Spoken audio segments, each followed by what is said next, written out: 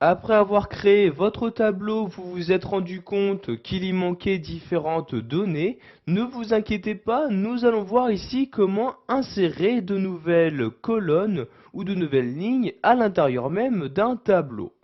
Donc pour commencer, nous allons voir comment insérer une nouvelle ligne. Donc comme vous pouvez le voir ici par exemple, pour cette ligne-là, il en manque une donc pour nous afficher l'identifiant numéro 11.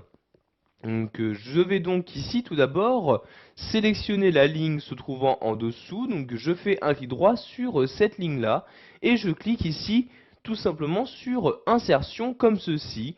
Et vous aurez automatiquement donc une nouvelle ligne qui va s'insérer donc juste au-dessus de la ligne que vous avez auparavant sélectionnée. Et je vais donc pouvoir maintenant y saisir les différentes données que je souhaite. Donc vous voyez ici, je me rends dans cette cellule-ci et j'insère le 11 comme ceci. Ensuite, je clique dans cette cellule-ci et donc j'insère ici donc la donnée en rapport, donc ici le nom où je vais mettre Pavard comme ceci. Ensuite, je peux également renseigner la date de naissance, le total des achats, etc. Donc je vais m'arrêter ici pour l'instant. Maintenant, nous allons voir comment insérer une nouvelle colonne. Donc sachez qu'il s'agit exactement de la même manipulation. Vous devez tout d'abord sélectionner donc la colonne qui se trouvera après cette nouvelle colonne. Donc je vais prendre ici celle-ci pour insérer une colonne où je vais mettre ici les prénoms.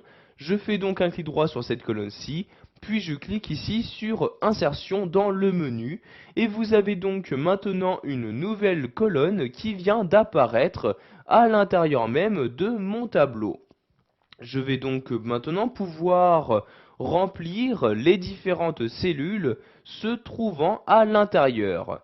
Donc ici à la place de colonne 1, je vais mettre prénom comme ceci, j'appuie sur la touche entrée et je vais ici insérer donc les différents prénoms donc des différentes personnes ayant effectué des achats. Pour finir, nous allons voir qu'il est possible d'insérer plusieurs lignes ou colonnes très rapidement. Donc par exemple, si je souhaite ici insérer trois colonnes avant celle-ci, je vais maintenant donc sélectionner les trois colonnes. Vous voyez ici, je fais une sélection des trois colonnes comme ceci. Je fais ensuite un clic droit ici donc sur ma sélection et je clique ici sur insertion. Et comme vous pouvez le voir, vous avez donc automatiquement trois colonnes qui ont été insérées juste avant, donc ici la première sélectionnée. Voilà, vous savez maintenant comment insérer des lignes ou des colonnes dans un tableau qui a déjà été créé dans Excel 2010.